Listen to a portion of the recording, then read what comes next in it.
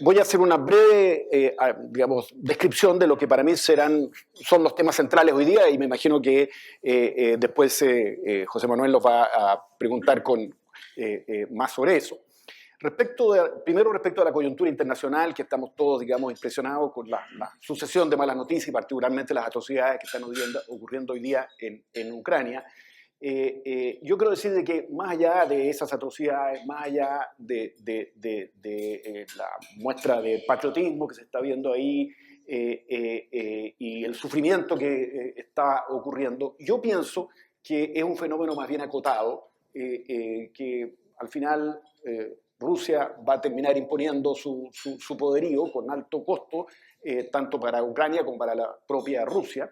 Y en consecuencia lo que estamos viendo hoy día de un alza muy fuerte del precio del petróleo y demás consecuencias económicas va a ir, digamos, disminuyendo en el tiempo. Lo que va a quedar sí, y eso podemos conversarlo con más detalle quizás después, es, creo yo, una fractura muy importante en la comunidad internacional entre Occidente y Rusia, a lo cual se agregan las tensiones entre Occidente, particularmente Estados Unidos y China, y en consecuencia el mundo camina hacia un ambiente mucho menos propicio a la globalización que lo que vivimos antes. Yo creo que eso es de enorme gravedad para el mundo y para Chile, mucho más allá de la atención que está puesta hoy día en la subida puntual, en mi opinión, del precio del petróleo, que es algo que yo creo que es más bien pasajero.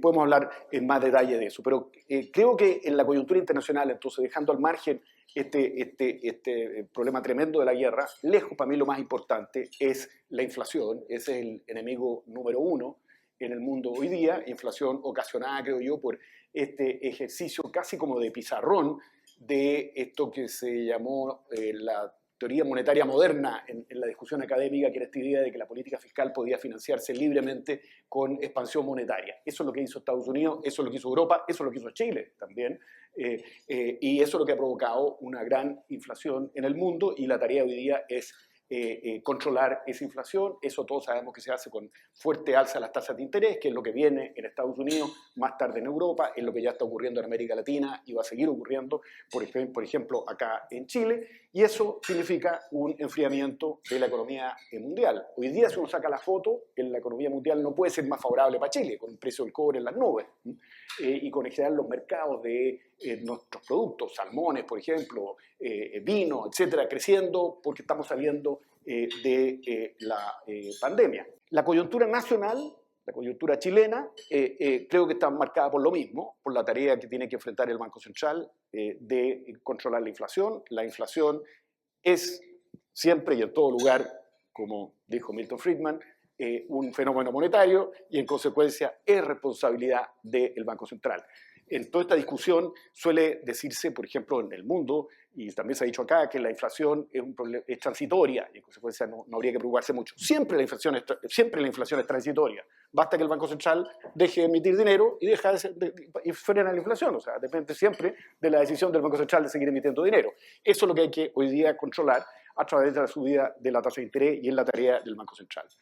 Respecto de las tareas del futuro gobierno, que como se mencionaba, estamos a puertas de eso, creo que tenemos allí digamos, una fuente muy importante de incertidumbre. El programa de gobierno de Boric, del cual quizás Roberto podrá hablar más, es un programa que por lo menos en el corto plazo, o en la primera parte, yo creo que tiene algún parecido con lo que fue Bachelet II, básicamente fuerte aumento de gasto público, con financiamiento tributario. Se habla de 5 puntos del PIB, que es un aumento de 25% de los ingresos estructurales del sector público, o sea, es una magnitud muy, muy significativa. Estos son 5 puntos, en el caso de Bachelet II se hablaba de 3 puntos, y eso requiere una gran reforma tributaria, no hay cómo financiarlo con el presupuesto fiscal actual, y vamos a entrar entonces muy pronto, creo yo, en una discusión tributaria muy álgida, muy compleja, como la que vivimos probablemente en 2014. Y el otro componente que también se ha planteado como prioritario en el corto plazo es un aumento de las regulaciones laborales que tienen un impacto en costos laborales, como por ejemplo salarios mínimos, jornadas de trabajo, cotizaciones previsionales, etcétera, lo cual también es un shock de costos en un momento en que hay otro shock de costos muy importante ocurriendo y que la economía va a estar en un enfriamiento producto de la política antiinflacionaria. Entonces, lo que yo veo que efectivamente lo que se nos viene por ambos lados es el comienzo del invierno. O sea, hemos tenido un gran boom de consumo saliendo de la pandemia. Ese boom ya está mostrando signos de agotamiento. La economía en los últimos datos más bien ha dejado de crecer, en las cifras desestacionalizadas mes con mes ya dejó de crecer y probablemente va a decrecer. O sea, yo creo que aquí hay una probabilidad importante de que Chile entre en recesión. Y eso naturalmente ojalá se pueda evitar, en parte con buenas políticas por parte del Banco Central y del gobierno, pero hay un riesgo importante en esa materia. El proceso constituyente se ha transformado en una enorme fuente de incertidumbre en este momento, una incertidumbre sistémica, una incertidumbre que no nos habíamos, que no hemos vivido en Chile, bueno, quizás a fines de los 60, principios de los 70, o incluso quizás hoy día incluso mayor que eso, porque el proceso constituyente parece avanzar no solamente a revisar los últimos 30 años, sino que los últimos 200 años. Y eso está creando dosis de incertidumbre sistémica absolutamente impensadas para el país. Y nos ha llevado a asomarnos, no digo que estemos ya ahí, pero a asomarnos a lo que puede ser una situación de anarquía o de caos. Eso es lo que realmente hoy día estamos viendo como un futuro. Y yo espero que lo evitemos, creo que todavía estamos a tiempo de evitar eso, pero podemos conversar con más detalle de por qué pienso que este es el tema, y obviamente esto se traduce en la discusión que se está todavía, o sea, todavía no hay nada zanjado en el proceso constituyente, es todavía una discusión, pero una discusión que avanza a poner en tela de juicio la independencia del Poder Judicial, la gobernabilidad del país, la protección al derecho de propiedad, o sea, elementos, la libertad de prensa, o sea, temas muy, muy fundamentales que están hoy día en discusión y creando enorme incertidumbre. La pregunta es si los riesgos que acabo de mencionar están ya o no en los precios de mercado. Esa es, creo yo, la pregunta relevante. Y mirando, podemos entrar en más detalles después, pero mirando así los distintos precios, yo diría que en el precio del dólar, por lo menos una fracción muy importante de esos riesgos ya está incorporada. O sea, puede subir otro poco, puede bajar un poco, pero no veo yo que ahí quede mucho más. De hecho, estamos como 4% por debajo, 5% por debajo del punto más alto del tipo de cambio real en la serie histórica del Banco Central, que corre desde mediados de los 80, que se dio exactamente en enero del año 90, o sea, plena transición entre Pinochet y Elwin, digamos, ¿no? Ahí fue el punto más alto del precio del dólar. Así que estamos cerca de ese punto. En materia de tasas de interés de largo plazo, en cambio, yo ahí pienso que tasas de interés en torno al 6% a 10 años, como estamos viviendo en este momento, a mí me parecen que no recogen todos los riesgos que acabo de mencionar. Puedo plantear, o sea, yo no veo mucha razón por la cual el Chile que estoy viendo a futuro sea muy distinto a México, por ejemplo, que tiene tasas de interés del 8%, o a Colombia, que tiene tasas de interés del 9%. Entonces, creo que ahí puede todavía quedar un ajuste. Y finalmente, en materia de bolsa, creo que el gran tema ahí es cuáles son las perspectivas de crecimiento de largo plazo para Chile. Y obviamente todo este panorama de alta incertidumbre sistémica está cobrando un precio muy grande en las perspectivas de crecimiento potencial del país. Sin embargo, hay una opción que es la bonanza fuerte de precios de commodity, particularmente mineros, que se anticipa, que ya se está viviendo en parte, pero se anticipa larga en el mundo, aunque obviamente la política antiinflacionaria en Estados Unidos y en Europa puede golpear a eso, pero a mediano plazo, sobre todo con un China creciendo, ese factor puede ser un factor que ayude a provocar crecimiento hacia adelante. Creo que podremos conversar con eso con más detalle en las preguntas, pero creo que ahí hay una oportunidad que vamos a tener que, digamos, ver si empieza a perfilarse como una opción para que Chile vuelva a tener un impulso. Con eso creo que ese es un poco el panorama general y quedo hasta aquí. Todo tuyo. Muy bien. Muchas gracias. Gracias por la invitación a la Red Vial. Creo que, igual que Juan Andrés, esta es la primera vez que me toca un seminario con presencia presencial, digamos, por lo menos una parte, la parte menor, porque entiendo que la mayor están en el streaming. A ver, para dar una introducción, primero también quería referirme a la parte internacional. Yo creo que efectivamente el tema más en lo económico, porque el tema humanitario es una cosa completamente, yo diría que inimaginable, digamos, a estas alturas, pero está ocurriendo. Pero en el tema económico, yo creo que aquí lo más complejo estructuralmente es, y en eso coincido con Juan Andrés, es un quiebre de la globalización como la entendíamos hasta ahora. Por lo menos este-oeste yo creo que es una cuestión no menor. Ya venía algo de eso en Estados Unidos-China, pero esto se va, yo creo, a agravar y eso indudablemente que tiene implicancias que si hay tiempo podemos después conversarlas, pero yo creo que ese es un elemento muy fundamental. Ahora, yo no estoy tan claro que esto vaya a terminar relativamente luego en términos del impacto económico. Es evidente que Rusia tiene un poderío militar lo suficientemente grande como para digamos, definir la situación, yo creo que relativamente luego, pero el impacto que esto está teniendo en la propia Rusia y en parte de Europa, si bien en este momento estamos en el pic de aumentos de precios de petróleo, de trigo, incluso yo creo que de cobre, pero yo creo que algo de eso está para quedarse, sobre todo en el tema del petróleo, y ese es un tema para nosotros complicado. El petróleo ha subido mucho más de lo que ha subido el cobre, y yo diría que la probabilidad de que eso quede o se mantenga, ese es un tema bien complejo para nosotros, porque nosotros importamos prácticamente el 100% del petróleo que consumimos, y para el mundo, porque el petróleo es un determinante súper fuerte en la inflación, aspecto que ya tocó Juan Andrés y que yo comparto. Y a esto yo le agregaría lo que está ocurriendo con los granos, considerando que Ucrania y Rusia son grandes exportadores mundiales de granos. Esos son precios que muy rápidamente se incorporan a los índices de precios al consumidor por el lado de los alimentos.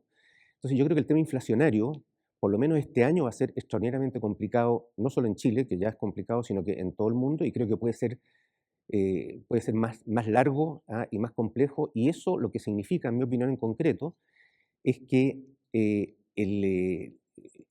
digamos, la proyección del crecimiento económico mundial yo creo que va a ser claramente de más a menos en los próximos meses, para este año y probablemente el próximo. Y eso para nosotros, sobre todo este año en que el grueso del crecimiento económico de haberlo, yo pienso y espero que no haya recesión, yo creo que vamos a tener crecimiento económico, pero el grueso de eso viene de afuera.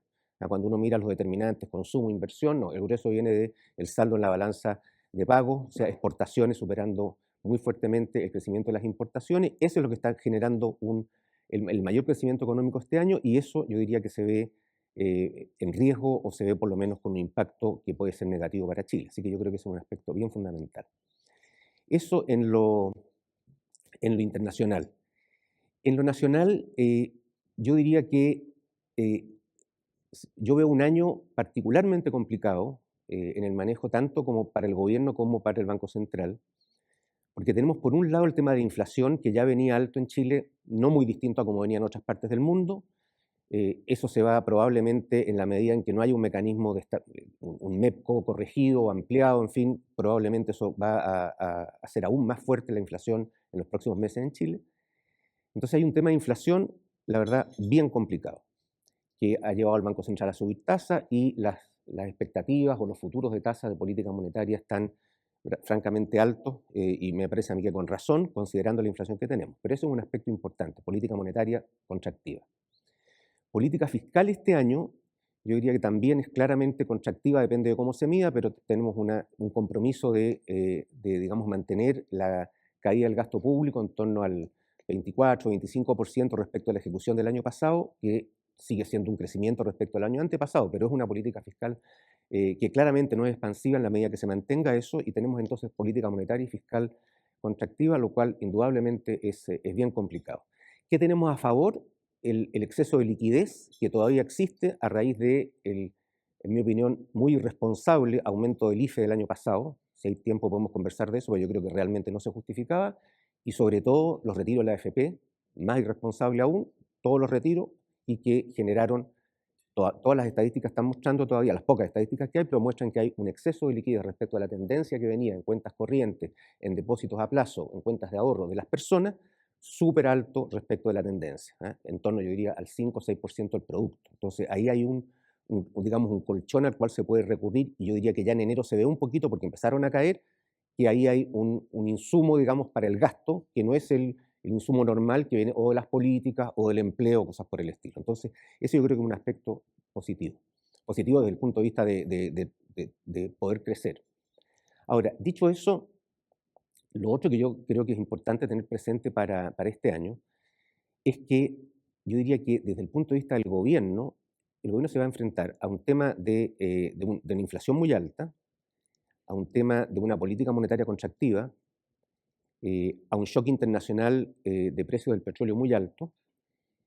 Tiene la parte positiva, como decía Juan Andrés, del precio del cobre, pero eso ya es una cosa un poquito más estructural, un poco más le va a dar más manejo, pero el precio del petróleo le va a pegar muy fuerte a la inflación. Y diría que tiene además el tema de la sequía. Yo creo que el tema de la sequía en lo doméstico es demasiado importante. O sea, es un tema, todo lo que por lo menos yo he podido averiguar es que realmente en 2 o 3 zonas del país, entre otras Santiago, sobre todo la parte oriente de Santiago, la situación es bien compleja. Y yo creo que ese va a ser, el manejo de eso no es trivial para nada, ¿ya? Entonces ahí hay un tema que yo creo que puede generar mucho ruido, depende de lo que ocurra, sobre todo si no llueve. Está el tema de la migración, que yo creo que también es un tema extraordinariamente complicado. Está el tema de la Araucanía, que todos sabemos que es un tema muy complicado. Y yo diría que está el tema de la delincuencia en general, que es un tema también muy complicado. Entonces, la verdad es que yo creo que las restricciones, los desafíos que tiene el gobierno, por lo menos este año, y yo creo que ya estamos prácticamente, ya estamos en marzo, o sea, yo creo que esto puede durar incluso hasta 1 o 2 trimestres del próximo año, suponiendo que se manejara bien, son muy complejos y tomando el punto del programa de gobierno, yo creo que lo más probable es que de un programa que es muy ambicioso y que yo personalmente creo que está, y comparto, yo creo que es una suerte de programa Bachelet 2, ojalá mejor implementado, y yo pienso que va en la dirección correcta, pero eso es para conversarlo quizás después. Pero el punto que quiero hacer es que de ese programa tan ambicioso, yo creo que la realidad va a imponer que se va a concentrar, yo creo, en el tema de la reforma tributaria, que creo que va a ser lo primero, pero eso igual toma mucho tiempo y es muy complejo. En el tema de la reforma de pensiones, que yo esperaría de que eso también va a ser muy complejo, pero que eso sí salga. Eh, y yo diría que, por ejemplo, en el tema laboral, intuyo que no, una parte importante se va a postergar, es una intuición mía, pero yo creo que no va a estar ahí con la fuerza que está en el programa. El tema de salud yo creo que vendría inmediatamente después de estos dos que digo yo que son tributaria, pensiones y yo creo que salud. Entonces yo creo que lo bueno se va a tener que concentrar en eso por un imperativo de realidad simplemente. Eh, y lo otro es el tema constitucional. Ahí yo tengo una diferencia importante en la forma que lo planteó Juan Andrés. Yo realmente creo que lo que hemos visto en la prensa, y no solo en la prensa, sino que en personas, yo diría, muy respetables, etcétera, es, en mi opinión, una exageración. ¿Ya? No quiero usar la campaña del terror para no entrar en ese nivel de comparaciones, pero yo diría que cuando uno ve realmente la realidad de lo que está pasando adentro, y se ve de distintas formas esa realidad, eh, y cómo ha ido cambiando desde lo que son proposiciones de comisiones a lo que son ya temas que van al plenario, etcétera, ya hay un cambio importante. Pero lo que yo creo que hay que entender, por lo menos esa es mi lectura, es que dado lo que fue el resultado del plebiscito para la Constitución, dado cómo fue la composición de esta constituyente, dado lo que fue el resultado de la elección presidencial, eh, aquí yo entiendo de lo que va a ocurrir en la convención, la propuesta que va a salir, que obviamente no nos va a gustar a todos, pero es una propuesta, yo diría, de cambio importante respecto a lo que hemos vivido, yo no diría los últimos 200 años, creo que ahí Juan, quizás siempre, no, 30, yo diría que 30, 40 años, pero yo creo que es un cambio bien importante respecto de parámetros estructurales bien de fondo. Y yo creo que, en lo personal, creo que eso es una cuestión necesaria, que yo creo que el estallido que hubo el año 2019 reflejó en parte importante. Hay diversas visiones de por qué hubo ese estallido, ¿no es cierto? Está la visión, yo llamaría más, llamémosla, no sé, un tipo de visiones que simplemente es el reflejo de que el país no sigue creciendo. Voy a hacer una caricatura, pero yo creo que y las implicancias que eso tiene en el bienestar de las personas. Otra lectura es que fue ya una acumulación de cuestiones que se fueron dejando de lado durante los últimos 30 años con todo lo bueno que tuvo y que explotaron por distintos motivos. Ya había explotado el tema educacional en algún momento, ya había explotado el tema de pensiones por otro. Yo creo que el establishment político y las instituciones no se hicieron cargo de eso, vino eso y entonces en buena medida yo creo que la convención va a tener que enfrentar eso y lo está enfrentando y tiene una composición tal que naturalmente eso se está con mucha fuerza. Igual el tema de los 2/3 yo creo que indudablemente que modera el resultado porque es mucho más quórum que ese, yo diría que es muy impresentable democráticamente. En fin, pero yo diría que yo tengo un optimismo razonable, tampoco estoy en una cosa de negación completa, pero un optimismo razonable, de que el tipo de, y sobre todo cuando las opiniones y las visiones externas a la convención se dan, como me consta que se están dando, no por la prensa necesariamente, que yo creo que se generan mucho ruido, sino que se dan a personas que están jugando un cierto rol ahí de bisagra, que yo creo que personalmente pienso que eso va a salir una cosa, yo espero que sea razonable. Y si no, bueno, está obviamente el plebiscito de salida, que indudablemente es un tema todavía con mucha incertidumbre. Pero el punto que quiero hacer simplemente para explicar un poco a lo que me refería, voy a extremar un poquito los argumentos, no lo voy a extremar tanto, pero lo voy a extremar un poco, para que me entiendan cuando digo cambios de ciertas cosas. Yo creo que en el tema pensiones, salud, educación, estoy pensando educación a todos los niveles, pensión, salud, educación, yo realmente siempre he pensado que el manejo de esas tres situaciones durante, yo diría, bueno, desde que asume, digamos, desde que tenemos la democracia, fue un manejo realmente que deja mucho que desear. Yo siempre fui muy, en lo personal, muy crítico, en fin, es un tema ya aparte, pero creo que ahí realmente, déjenme dar un ejemplo. Yo los desafío a ustedes, y corro un riesgo porque Juan Andrés me puede dar un contraejemplo, que hasta el año 2008, si hay algún documento, algún paper, alguna presentación sobre el tema de seguridad social en Chile, que hable de seguridad social.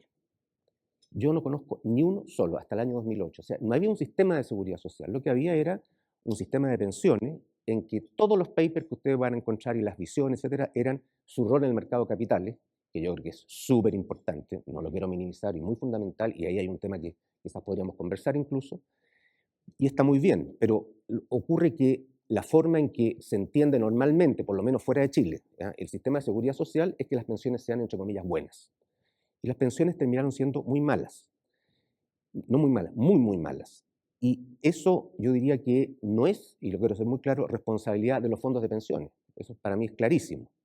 Es responsabilidad de un diseño que se fue quedando atrás, que no consideró una serie de cuestiones que no quiero tomarme el tiempo, todos las sabemos, y se fue, digamos, dejando debajo de la alfombra un conjunto de cuestiones que terminó con la explosión porque realmente era un sistema que, entre comillas, se vendió, no lo digo peyorativamente, pero digamos, se planteó como que cerca de un 70% de los últimos sueldos uno los iba a recibir como pensión, y estamos absolutamente lejos de eso, y sobre todo las mujeres, en fin. Entonces, ahí hay un tema que no nos hicimos cargo para discutir la Constitución. Me dijeron que era para los precios de los activos. ¿Los activos? Pero está bien, no, está bien. Yo voy a dedicar más a los precios de los activos. Lo otro tengo algunas cosas de acuerdo, pero tengo demasiadas diferencias. Si hay tiempo, podemos conversarlas. Yo lo encuentro bien entretenido y creo que Juan Andrés cargó un poco las tintas, pero en fin. Lo que yo quería plantear es lo siguiente. Respecto de la pregunta específica que se hacía, yo comparto, creo que lo dijo Juan Andrés, que el tipo de cambio tiene poco espacio, en mi opinión, para el peso chileno para devaluarse más de lo que ya se ha devaluado.